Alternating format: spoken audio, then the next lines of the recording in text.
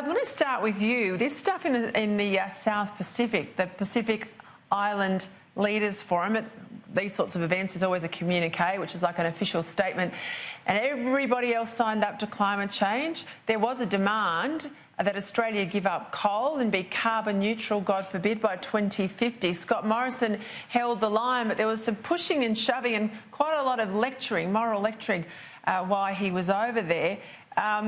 It beggars belief, you know, the point was well made by Winston Peters that if you want to take your money from China, it's far more coal affected than the Aussie dollar.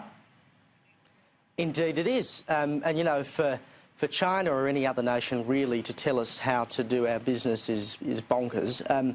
We use coal because we have a hell of a lot of it, and it's cheap and it's reliable. Now, we're either going to dig it out of the ground and burn it for our own benefit, or we're going to sell it to another country like China or India or Pakistan or somewhere in Africa, and they're going to burn it. I mean, there's no getting around the fact that this coal is going to be burnt.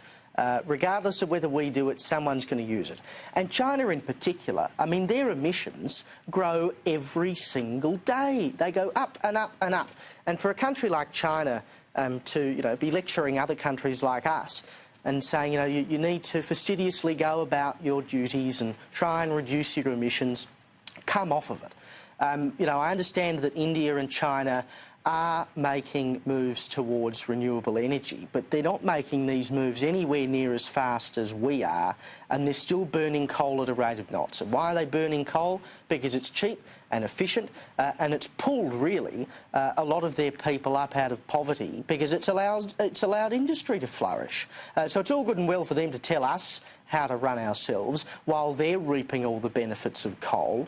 I think they need to remember that if we weren't digging it up, they probably wouldn't have much to burn, and economically they'd be in a hell of a hole. We'll sort our own business out. Well, and so would we too, Caleb. I mean, Gemma, $1.5 billion every year comes from Australia, money that we generate because we have an economy and we do well and we're profitable, and people pay taxes, and a lot of that's got to do with the mineral exports we flog overseas. But $1.5 billion is spent with our near neighbours, but they obviously don't like the fact that the money comes from coal. So if we shut down coal, they mightn't get their money. You can't have it both ways.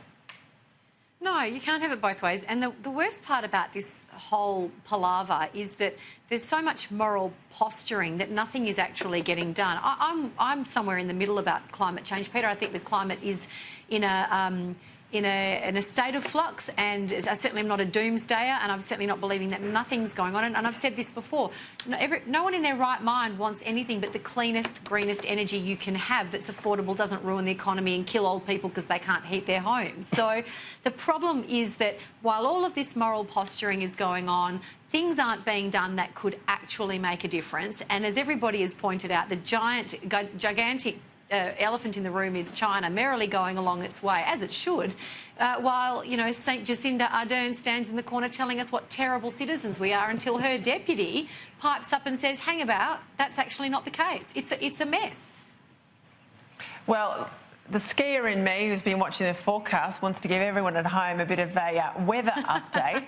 A natural snow depth right now in the snowies is over 2 metres. That's the highest natural snow depth we've had in Australia for almost 2 decades, and it's 40 centimetres above the average with the dump that's just coming down as we speak.